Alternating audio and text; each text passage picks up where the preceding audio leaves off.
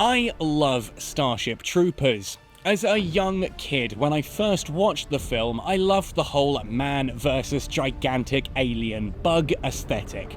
I was a big fan of the Tyranids in Warhammer 40,000, and so the bugs kind of tickled that fancy for me. On top of which, Alien and Aliens are definitely my number 1 and number 2 films of all time. So kind of taking Aliens and expanding that outwards into a gigantic action film, yeah, it was very much my thing. I loved the action, I loved the insects, it just kind of really appealed to me on all kinds of different levels, and as I grew up, I started to appreciate Starship Troopers in a whole new light once I kind of started to realise that, yeah, you know what, this is a really good satire of fascist propaganda.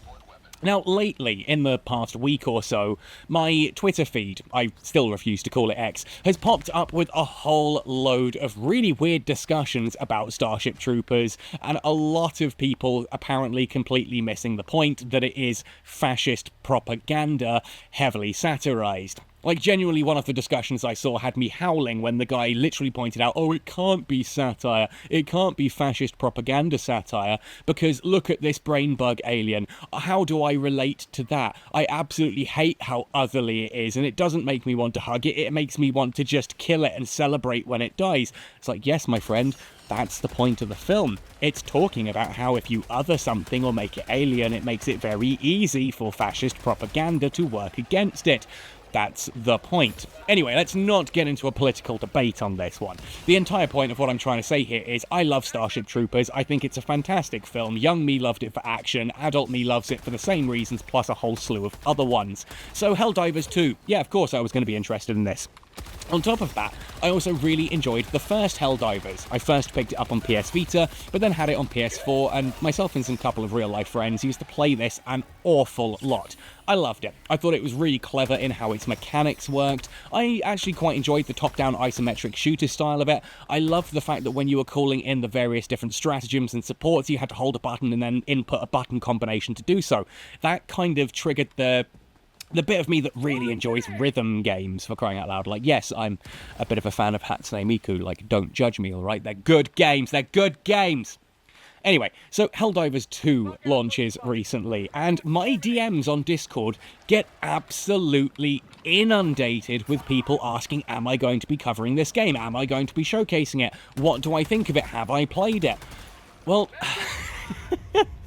I was considering picking this up on payday this month, at the end of this week, but I did put a shout out on YouTube recently saying this has been one of the most requested games on my channel in history. If you want to see me play it, please, if you really want to see it that badly, consider dropping me a donation. And some very kind people did just that, so I've been playing Helldivers 2, and oh my goodness, I absolutely love this thing.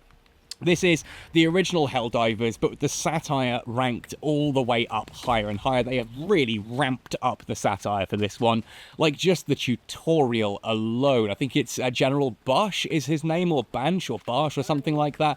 Just the way he talks to you about how, you know, the celebration of managed democracy and dispensing freedom at the end of heavy firepower, or how you're the best darn flag carrier he's ever seen in his entire life of recruiting people for this, essentially, meat grinder. And it's just beautiful. It is just beautiful. The satire is front and center in this one. If you read some of the text logs, especially when you get the chance, have an actual read through of the disclaimer that your character has to sign upon joining the Helldivers. It's brilliant. It is absolutely fantastic, and I really appreciate that extra level of detail that's gone into essentially satire cranked all the way to 11 with just a healthy dose of absurdity dropped in there as well. I love absurdist humour. You know, I'm a big fan of Monty Python and other things. It's not silly humour, it's absurdist humour. There is a difference, but I'm not going to try and explain that for the Americans who think that humour is a toilet joke or a fart joke. Anyway, we are getting sidetracked once again. It's not all Americans, by the way. It's just the ones who specifically fit into that category. Anyway, focus, Benzie, focus. Helldivers 2, I downloaded this, I installed it, and I've just been having a whale of a time with this. A couple of my friends here in real life also are playing the game, so it's great to jump into a few matches here and there with them. I love the gameplay. They've shifted it from a top-down view to a full-on third-person shooter.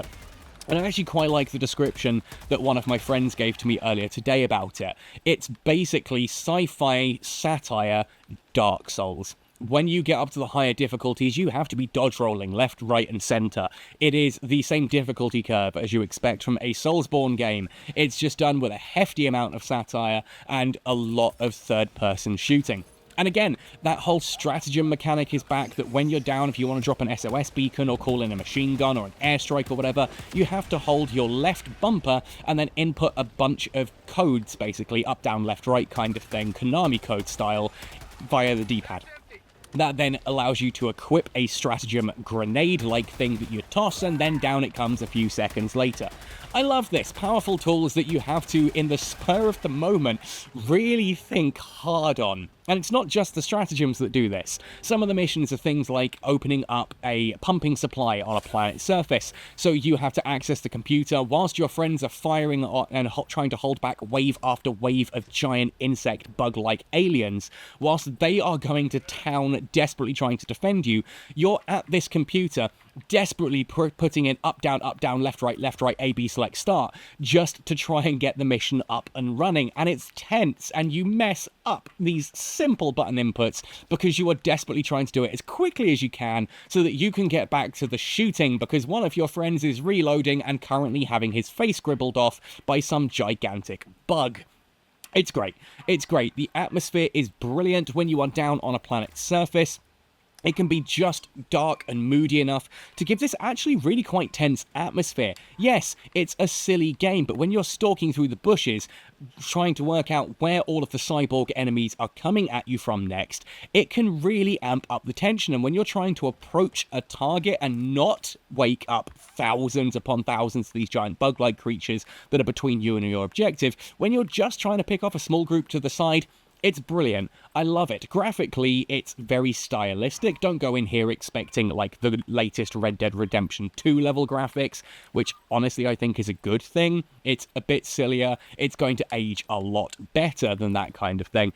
It's beautiful. It plays really well. It's a lot of fun. Essentially, you drop down onto a planet's surface, you then have at least one mission to complete, usually a main objective, and there are often side objectives around the map as well that you can try and complete for additional rewards. You are timed while you're on the surface because your ship can only stay in orbit for so long, and you've just got to try and get as much done as possible before getting to the evac point. And getting to the evac point, calling down the shuttle that's going to pick you up, and then having to defend it against swarms of incoming enemies.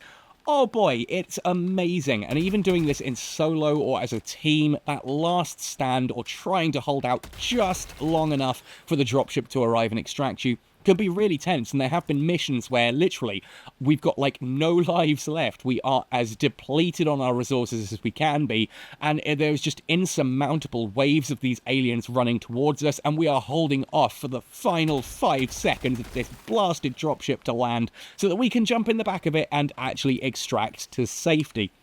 It's brilliant. And as you are doing these missions, as you are leveling up your character, so to speak, ranking up, I suppose, going from cadet up through the ranks, you start to unlock different pieces of equipment, different stratagems that you can bring into the mission. And that does really help things out by giving you more powerful tools. Early on, I did jump into a couple of the cyborg missions, and even on easy, I got my backside handed to me. Like, the basic troops are bad enough. These cyborg-like things that rush towards you with laser swords for arms, and really quite painful blasters that are shooting at you. And then in the distance, this giant hulking monstrosity just strides out of the shadows with like a rapid-firing machine gun of death. And it's super accurate, and it just would not... I emptied 2 entire clips of a machine gun into one of these things, and it didn't even flinch. It's tense. It's awesome. And this is just early days. This is literally day 1 of me playing through this game and thoroughly enjoying it. Now, I'm kind of making this video to say that yes, I am loving Helldivers 2, and if any of you are currently playing this, I've got crossplay enabled. Add me. It's obviously Captain Benzie, all one word. I'm playing on Steam, but crossplay is enabled, so you can join me on whatever. Hell, invite me to some games. Let's have some fun. I'm going to record a load of this with the microphone on as well, so you can hear me screaming and shouting and weeping into my microphone. If you've got some ideas of what you think would be fun content for me to showcase on this, let me know. I just really want to play this, and if I can make the excuse that actually, yeah, I can take some time off Eve to play this because I'm able to make content. Remember, YouTube is my job, and as much as people say this is your channel, Benzie, you play what you want to play, you've got to enjoy what you're playing, right? Yeah, but most of you are here for EVE Online, so I need to make sure that any content that's going up instead of an EVE Online video still needs to be enjoyable by enough people that I don't completely tank my income for the month. Don't worry, I'm not about to change this to a Helldivers 2 channel, but I am looking to branch out from just EVE Online, maybe 1 or 2 videos a week that are not EVE Online related, so that I can have fun playing other games and showcase other things that I'm enjoying as well. Remember, as Otto Mechanic has famously said so many times that I really need to put it on a t-shirt, I'm having fun, here's how you can too. So what are you enjoying about Helldivers? What do you want to see about Helldivers? Let me know in the comments section down below. Hit like if you've enjoyed this video. Consider supporting me on Patreon or through my PayPal tip jar, or indeed the YouTube memberships when I get that up and running. God damn, my ADHD brain just will not let me sit and focus on that one. Anyway, let me know what you think of this one in the comment section down below. Otherwise, happy sailing, and we'll see you all planet side.